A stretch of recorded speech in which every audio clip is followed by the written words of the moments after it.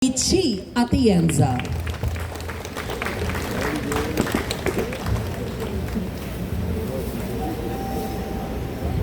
Magandang tanghali po sa inyong lahat. Kamusta po kayo? Alam ko gutom na kayo dahil gutom na rin ako. But before anything, I would first like to greet our dear Mayor, your Miss Moreno Dumagoso, na talagang sumuporta sa halal industry dito sa Manila. Continuously sumusuporta sa halal industry dito. Ang ating Secretary Cristina Roque, na ating kaibigan rin mula sa DTI, si Yusek Mayra Paz, Abu Bakar, and of course, ang napakagaling na hindi na natutulog na ating Direktora Amanda Cristal Tugachi. Ang ating mga kasama dito, na ating mga kapatid na Muslim mula sa Baseco, Quiapo, San Andres, at marami pang ibang lugar dito sa Maynila. Dahil alam naman natin dito sa Maynila, marami tayong mga kapatid na Muslim. And of course, I also would like to greet Direktora Dia from DTI. Maraming salamat po. Alam niyo, sa totoo lang, masayang-masaya ako na merong event na ganito.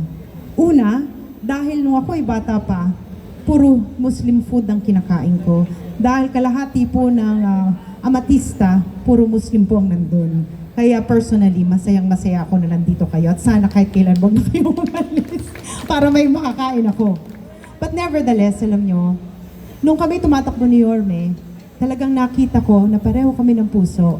Dahil even prior to this run, this administration, nung siya ay alkalde ng Maynila, talagang siya naman ang nagbigay tuon sa mga kababayan nating Muslim, mga kapatid nating Muslim dito sa Maynila. Dahil siya lang ang mayor na nakaisip gumawa ng Muslim cemetery.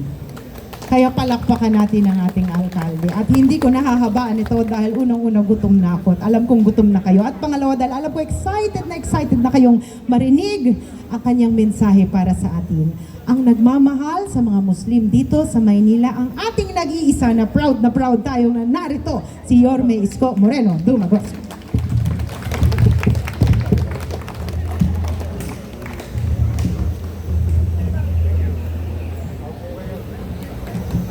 Upo kayo.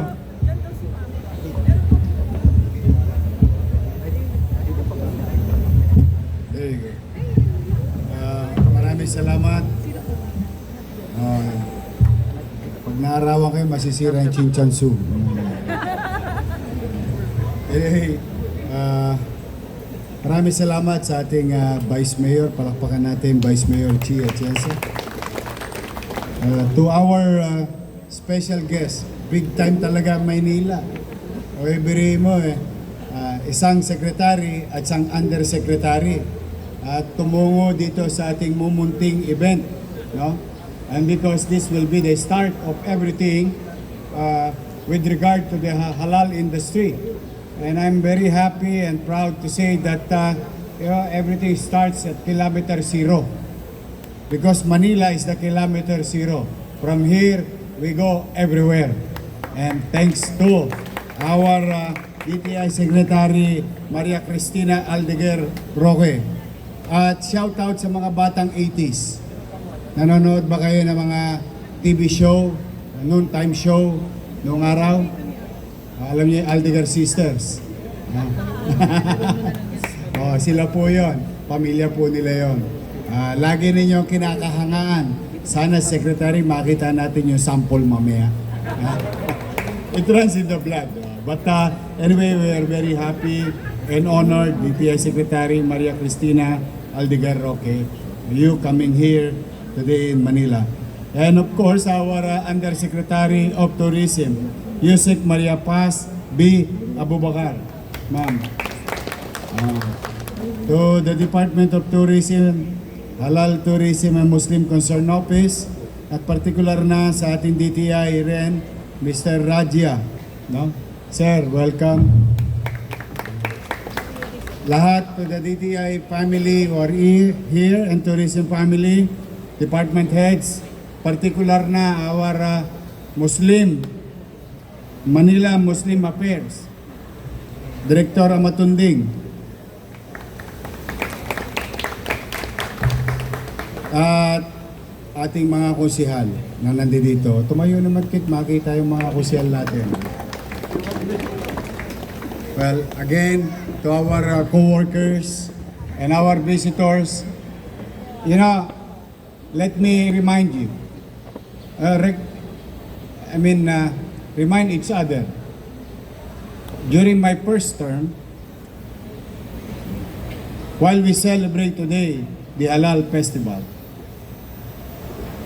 noong 2019 to 2022, if you remember, I asked the people of Mindanao to bring their goods, agricultural products, halal food, and all other agricultural supply dito sa Maynila. Kung maalala niyo yung Mindanao food caravan natin na ginawa dito sa Cartilla. And that happened again. When I assume, ang laki ng kinita. But more than kinita, like the TTI's goal through Secretary Roque, more than the kita, today is showing the ability and skills of any John Doe's and Mary, a Filipino entrepreneurship addressing such demand through their creativity. Ay nagkakaroon ng opportunity na makakilala sila ng direct nilang pwedeng supplyan.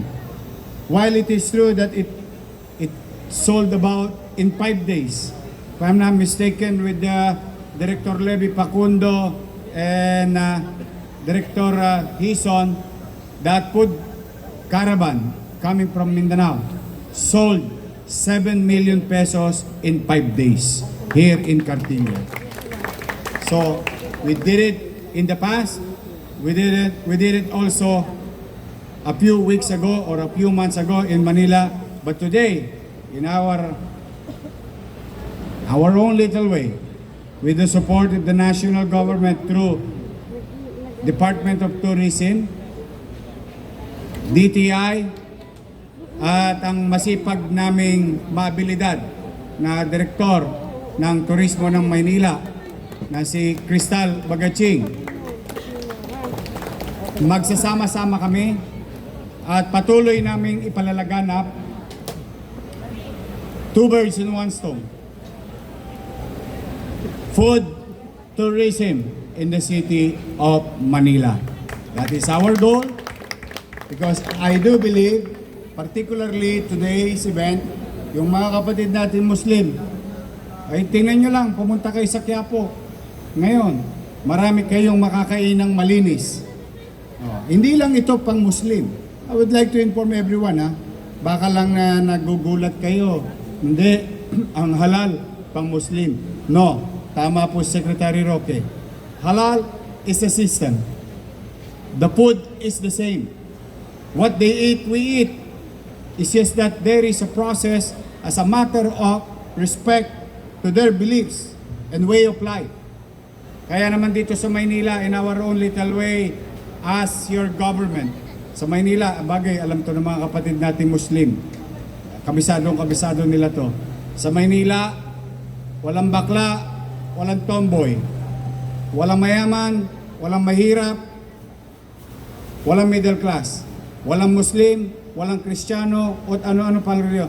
Sa Maynila, malaya lahat at welcome po kayo sa lungsod ng Maynila. There is an equal opportunity for each and everyone. Your personal belief is yours, while your government is sensitive enough to address such industry and beliefs. Pero sa Maynila, pantay-pantay. Kaya itong mga kapatid natin Muslim, totoo rin po sinabi ni Secretary Roque, mas marami pa tayo sa Saudi in terms of population.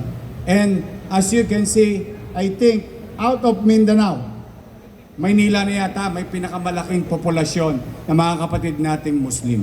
So, to our brothers and sisters there who wanted to take the opportunity of growing market in the city of Manila and growing industry to the world, a $1 trillion industry, in our own little way, I encourage you guys, and I want to send a message, you're always welcome to the city of Manila.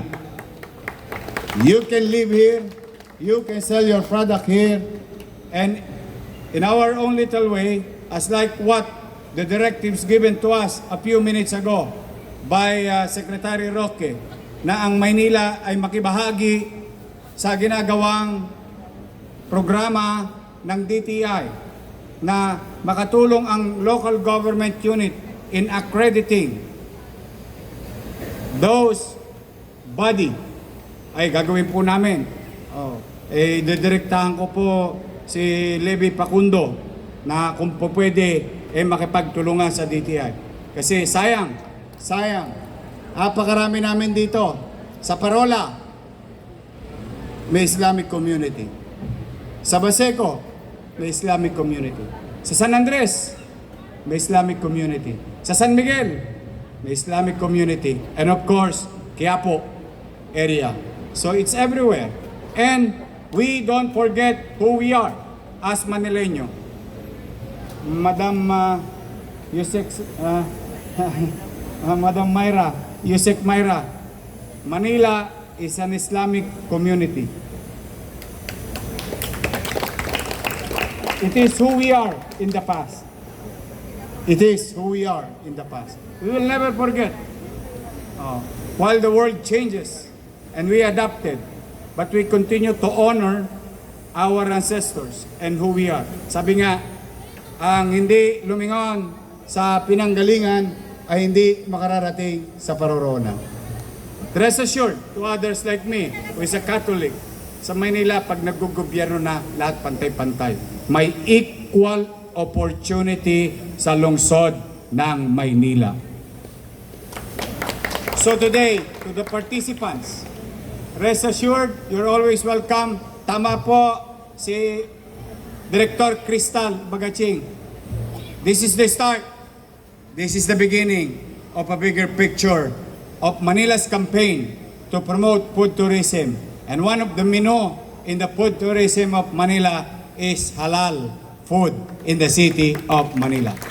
Certified, safe, recognizable internationally. That is our goal with this industry. So kami po sa maliit naming kaperanan bilang inyong pamahalang lungsod ay patuloy at siguradong lagi with the Vice Mayor around and the members of the City Council, your entire city government will continue to support in our own little way your goal, the national goal, the aspiration of our Muslim brothers and sisters to excel, to have an opportunity in the city. We'll be there. Lagi namin yung kaming masasandalan. Sabihin nyo sa ating mga kasama, ay dito, dumako kayo sa Maynila. Basta susunod lang kayo sa mga alituntunin ng pamahalaan, ay no harm will come to you. Manila is a big market. We have about 2 million nighttime population and about 3 million daytime population. That is huge. That is a great numbers. And there will be an opportunity for each and every one of you. Again, congratulations. Today is the window of opportunity. And stating and saying, lagi kayong welcome sa lungsod ng Manila. Magandang araw. Pagpalain nawa kayo ng kong may kapal. Manila! God first. Gusto ko lang, Doktong, alam nyo ba ito? Mahalagang simbol sa mga kapatid nating Muslim. Tama ba? Kung tayo yung Manila, God first, sa kanila, one God. Same symbol, same belief. Tama ba? Sabi sa inyo, aral kayo history. But anyway, again, to my fellow Muslim brothers and sisters, maraming salamat for trusting the city government of Manila. Magandang araw sa inyo. Maraming salamat.